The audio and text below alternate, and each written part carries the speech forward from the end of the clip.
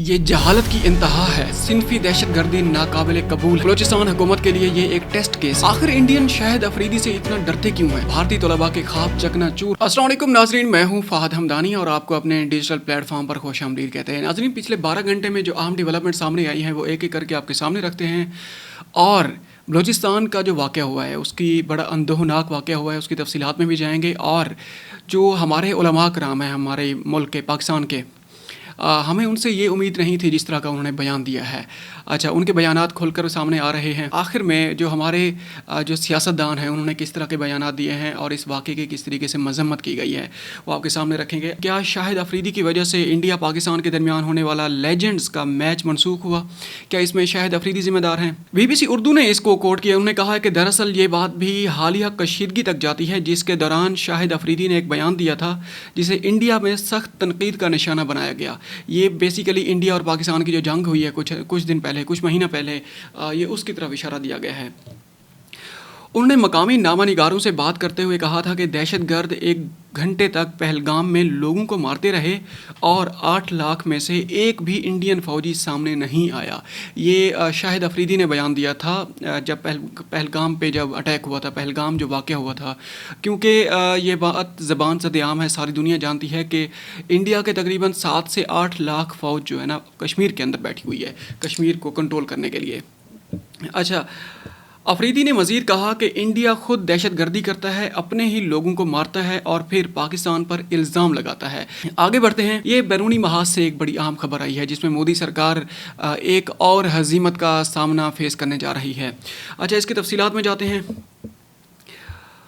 मोदी सरकार में ऑपरेशन सिंदूर की इबरतनाक शिकस्त के बाद भारत को एक और आलमी रसवाई का सामना है जिसमें हज़ारों भारतीय तलबा के ख्वाब चकनाचूर होने का खदशा है। मोदी सरकार के नाम निहाद दावों के बावजूद अमेरिका के भारत से स्ट्रेटेजिक ताल्लुकात की हकीकत खुल गई। अमेरिका की जानिब से भारतीय तलबा की इज्तिमाई वीज़ा रिजेक्शन मोदी सरकार के लिए आलमी सतह पर रसवाई का सबब है। अच्छा, NDTV की रिपोर्ट में इंकशाफ हुआ है कि अमेरिका में भारतीय तलबा की तादाद में 70 से 80% कमी आई है। भारत में अमेरिकी वीज़ा बहरान शिद्दत इख्तियार कर गया है। ट्रम्प साहब सीधे हो गए हैं। अच्छा, ये NDTV की रिपोर्ट ही है। रिपोर्ट में कहा गया है कि अपॉइंटमेंट स्लॉट्स की बंदिश और मुस्तरद किए जाने में इजाफे के बायस अमेरिकी वीज़ा में 80% तक कमी हुई है। अच्छा, वीज़ा स्लॉट्स जल्द जारी ना हुए तो हज़ारों भारतीय तलबा के ख्वाब चकनाचूर हो जाएंगे। अब अंदाज़ा लगाएं, वीज़ा स्लॉट्स ये एक टैक्टिक्स होते हैं, इसमें जो एम्बेसीज़ होती हैं उनकी तरफ से होते हैं कि जब आपने किसी की तरफ कंट्रोल्ड मेजर्स लगाने हैं, किसी को पीछे धकेलना है तो उसमें आप कोई ना कोई जवाब पैदा कर लेते हैं जिसमें आप उस मुल्क के, वो जैसा भी मुल्क है उसकी जो भी उसकी इमेज रिफ्लेक्शन है उसके अकॉर्डिंगली उसके वीज़े, उसके वो जो इंडिविजुअल्स हैं या जो सिटीजन्स हैं उनके वीज़े आप एक्सेप्ट करते हैं या रिजेक्ट करते हैं।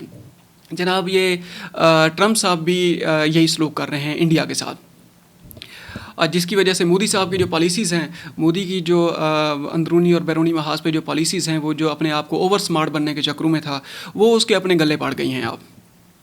अच्छा, बताया गया है कि हर केस में दफ़ा 214B के तहत वीज़ा मुस्तरद किया गया। अमेरिका ने भारतीय तलबा की वतन वापसी पर शकूक का इजहार किया है।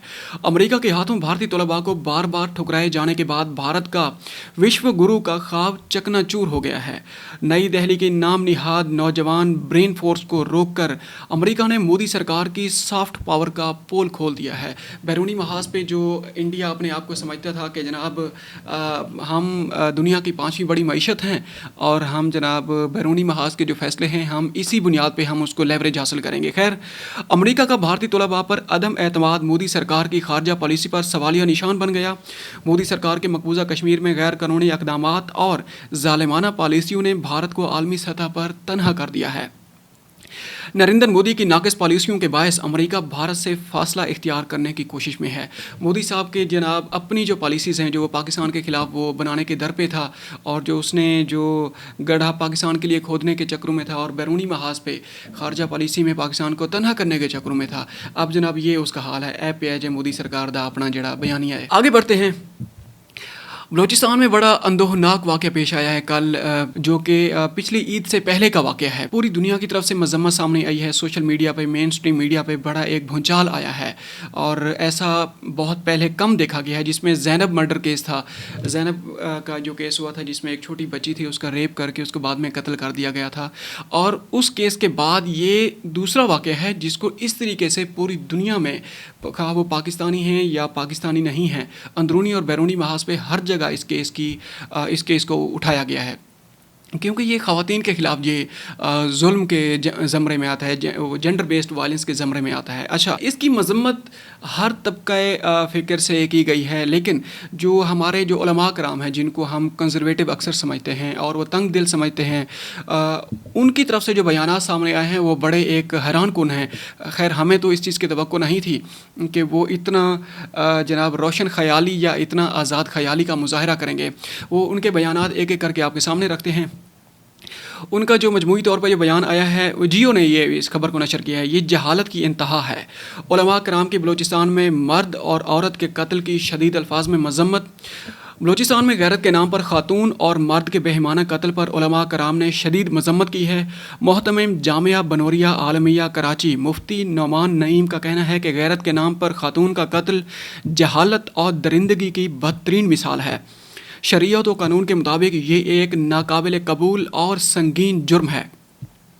مفتی نعیم الرحمان کا کہنا ہے کہ غیرت کے نام پر قتل کرنا غیرت نہیں، جہالت کی انتہا ہے. ایسے جرائم میں ملوث عناصر سخت ترین سزا کے مستحق ہیں. اسلام نے ناحق قتل کو پوری انسانیت کے قتل کے مترادف قرار دیا ہے.